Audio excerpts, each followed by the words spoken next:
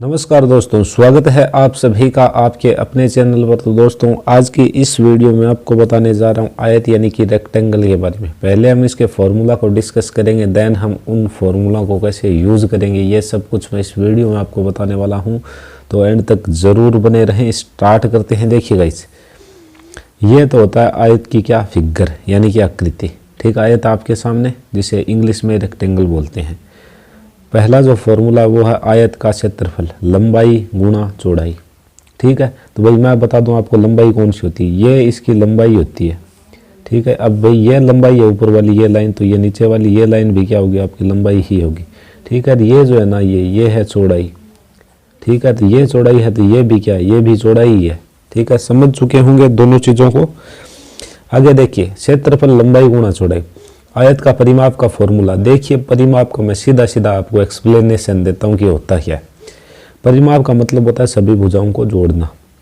तो आप मुझे बताइए, इसको मैं इस पूरे को जोड़ूं चारों तरफ से। ठीक है ना, तो लंबाई कितनी बार आई, 2 बार। चौड़ाई कितनी बार आई, 2 बार। इसलिए मैंने 2 को कॉमन ले लिया और लंबाई और चौड़ाई को जोड़ दिया। बस क्या दिक्कत है, बिल्कुल भी दिक्कत नहीं होनी चाहिए। परिमाप का फॉर्मूला यदि आप भूल भी जाएं तो भी परिमाप का सीधा सिंपल सा फॉर्मूला है सभी भुजाओं का योग। नेक्स्ट देखिए आयत का विकर्ण। ठीक है, अब देखिए आयत में विकर्ण क्या होता है।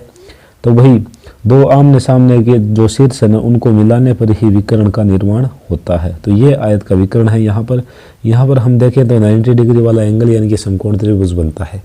और समकोण त्रिभुज बनता है तो पाइथागोरस थ्योरम लगती है। तो ये लंबाई है और ये चौड़ाई है और ये आपका क्या है, ये हमारा है विकर्ण। तो आपने यदि पाइथागोरस थ्योरम पढ़ी हो तो उसमें फॉर्मूला होता है कर्ण निकालने का। आधार यानी लंबाई का स्क्वायर प्लस चौड़ाई का स्क्वायर, और विकर्ण निकाले, इसलिए हम इसका क्या कर देंगे, अंडर। तो अब तक के तीनों फॉर्मूले आपको क्लियर हो चुके होंगे। चलते हैं गाइस अब क्वेश्चन की तरफ, और इन फॉर्मूलों को हम कैसे यूज करेंगे ये सब कुछ आपको इनमें पता चल जाएगा। तो गाइस पहला क्वेश्चन आपके सामने, आयत की लंबाई 80 तथा उसका विकर्ण 100 है, तो आयत का क्षेत्रफल कितना होगा। तो देखिए गाइस, मैं थोड़ी सी फिगर से आपको बताना चाहूँगा। ठीक है, ये मैंने आयत का विकर्ण भी डाल लिया। अब ये बोल रहा है आयत की लंबाई 80 यानी कि ये चीज़ जो है वो 80 है, 80 मीटर। ठीक है, और उसका विकर्ण यानी कि ये तिरछी वाली लाइन कितनी है, 100 है। अब आपको यदि ट्रिपलेट्स याद हो तो ट्रिपलेट्स होता है 6, 8, 10। क्या होता है भाई, 6, 8, 10। ठीक है ना, थोड़ा सा कम दिख रहा है आपको इस साइड से, 6, 8, 10। अब देखिए इसने किया है, 8 में 1 0 है, आप 6 में भी 1 0 पुट करो तो, और 10 में भी 1 0, यानी कि 80 100 तो हमारे पास में आए हैं, बट ये 60 नहीं है, तो 60 ये आपका यहाँ पर आ जाएगा। ठीक है ना, बिल्कुल ईजी है। आप बोलोगे तो ट्रिपलेट्स की भी मेरी अलग से क्लास है और मैं नई भी क्लास आपको दे सकता हूँ। ठीक है ना, तो यहाँ पर जो आपका आंसर है वो चुटकियों में निकल कर आने वाला है, और आंसर विल बी क्या हो जाएगा गाइस, आंसर हो जाएगा 60 यानी कि 60। कोई दिक्कत आपको बिल्कुल भी नहीं होनी चाहिए। यहाँ से मैंने बिल्कुल इजी वे में किया है, कोई बिल्कुल भी फंडामेंटली दिक्कत नहीं होनी चाहिए आपको। चलते हैं नेक्स्ट क्वेश्चन की तरफ। देखिए अगला क्वेश्चन है, एक आयत की लंबाई को 20% बढ़ाया जाए तथा उसकी चौड़ाई को 10% घटाया जाए तो क्षेत्रफल में परिवर्तन क्या होगा। तो गाइज यहाँ पर आइए, ये तो मैं लिखता हूँ पहले, यानी कि पहले क्षेत्रफल क्या था और अब क्या है। ठीक है ना, आराम से समझाएंगे।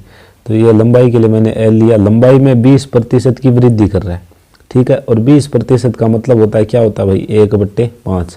ठीक है, लंबाई पहले 5 थी, इसने एक और बढ़ा दी, तो गाइस लंबाई अब कितनी हो गई, 6 हो गई। ठीक है, चौड़ाई में आइए, चौड़ाई को हम बोलते हैं बी। क्या बोलते हैं गाइस, बी। चौड़ाई को हम बी बोलते हैं। इसको यह 10% घटा रहा है। 10% का मतलब होता है 1/10, यानी कि पहले यह 10 थी, उसमें से 1 इसने कम कर दिया, तब यह कितनी है, 9 है। कुछ कट रहा है क्या दोनों साइड से, जी हाँ कट रहा है, बट आप मत काटिए, कोई दिक्कत वाली बात नहीं है, यहाँ पे आपको साफ साफ दिखेगा। अब देखिए क्षेत्रफल जो होता है, क्षेत्रफल, ठीक है, क्षेत्रफल होता है क्या भाई, लंबाई गुणा चौड़ाई होता है। मैंने आपको ऊपर फॉर्मूला में बताया था, लंबाई गुणा चौड़ाई। तो ये लंबाई ये चौड़ाई दोनों को हम गुणा करेंगे, 5 × 10 50। ठीक है, और 6 × 9 54, यानी कि आपका जो क्षेत्रफल था वो पहले कितना था, 50, और अब कितना है, 4 है। तो क्षेत्रफल में परिवर्तन कितने प्रतिशत हुआ है, तो क्षेत्रफल में हम देख रहे हैं कि यहाँ से यहाँ तक 4 परिवर्तित हुआ है। 4 बड़ा है, किससे बड़ा है, 50, इसलिए बट्टे में आएगा 50 और मल्टीप्लाई में लगेगा 100, क्योंकि हम निकालने जा रहे हैं प्रतिशत। 50 100 2 टाइम्स कैंसिल होगा इस तरीके से। और 4 दूनी 8, यानी कि 8% will be your right answer of this question. 8% की क्या हो जाएगी, वृद्धि हो जाएगी। ठीक है ना। तो क्वेश्चन को मैंने बिल्कुल इजी वे में किया है, शायद आपके समझ में आ चुका होगा। फिर भी नहीं आया हो तो आपके कमेंट सेक्शन में जाके कमेंट करें। चलते हैं नेक्स्ट क्वेश्चन की तरफ। तो देखिए गाइज, अगला क्वेश्चन आपके सामने, आयत की लंबाई उसकी चौड़ाई से 30 सेंटीमीटर अधिक है, यदि क्षेत्रफल 2800 सेंटीमीटर हो तो परिमाप बताइए क्या होगा। कोई दिक्कत वाली बात नहीं है, बिल्कुल इजी वे में करने वाले हैं। देखो गाइज, इसमें आपको ज़्यादा दिमाग लगाने की आवश्यकता है। ठीक है, अब इसने चौड़ाई से लंबाई कितनी ज़्यादा है, 30। तो मैंने जो चौड़ाई है, चौड़ाई को मैंने क्या मान लिया, x। ठीक है, तो आप मुझे बताइए लंबाई क्या होगी। लंबाई होगी x + 30। ठीक है, फिर हमें क्या दिया, इसने हमें दिया है क्षेत्रफल। क्या दिया है भाई, क्षेत्रफल। ठीक है, अब आप बिल्कुल आराम से देखना, आपके समझ में आएंगी सभी चीज़ें, कोई दिक्कत वाली बात नहीं होनी चाहिए। तो यहाँ से आप बताइए कि क्षेत्रफल निकालने के लिए हम करते क्या है, x यानी कि लंबाई गुणा चौड़ाई, तो x गुणा x + 30 और बराबर हमें क्षेत्रफल इसने दिया कितना है, 2800, तो ये हमने लिख दिया। अब देखिए, आपको यहाँ से माइंड लगाना पड़ेगा, ठीक है, ये 28 कैसे बनेगा जब दो संख्याओं को गुणा कराएं और एक संख्या दूसरी संख्या से 30 ज़्यादा हो। ठीक है, तो आपके दिमाग में शायद आना चाहिए, यदि नहीं आ रहा हो तो 40 और 70, 40 और 70। तो यानी गाइज यहाँ पे x की जगह कितना है, 40। ठीक है, और x + 30, 40 में 30 जोड़ेंगे तो यहाँ पर कितना है, 70, और इन दोनों को मल्टीप्लाई कराएंगे तो 2800 आते हैं। ठीक है, यानी कि आपकी चौड़ाई है वो है 40 और लंबाई है वो कितनी है, 70 है। तो कोई दिक्कत वाली बात नहीं है। आपको इसने पूछा है परिमाप, और परिमाप का हम स्टार्टिंग से आपको फॉर्मूला बताते हैं कि 2 गुणा लंबाई और चौड़ाई को जोड़ लो, तो लंबाई है 70, चौड़ाई है 40, तो ये दोनों मिलकर हो गए 110, और 2 से इसको गुणा कराओ तो 220, यानी कि 220 आपका यहाँ से हो जाएगा right answer. Option number C is correct answer. ठीक है, चलते हैं गाइज नेक्स्ट क्वेश्चन की तरफ। तो गाइज ये क्वेश्चन देखिए, आपको यहाँ पे अच्छे से दिख तो रहा है। यदि आयत की लंबाई को 2 गुना और चौड़ाई को 3 गुना कर दिया जाए तो क्षेत्रफल का अनुपात क्या होगा। Easy question. ठीक है, मैं बोलूँगा पहले, यानी पहले चीज़ें क्या थी और अब क्या है, ये लिख कर बता रहा हूँ बस आपकी समझ के लिए। ठीक है, लंबाई है और ये चौड़ाई है, बिल्कुल आराम से करेंगे। लंबाई को 2 गुना कर दिया, यानी कि लंबाई पहले 1 थी, 2 गुना कर दिया यानी कि अब 2 हो गई। ठीक है, चौड़ाई को 3 गुना कर दिया, यानी कि चौड़ाई पहले 1 थी, 3 गुना करने का मतलब है अब 3 हो गई या 3 कर दी गई।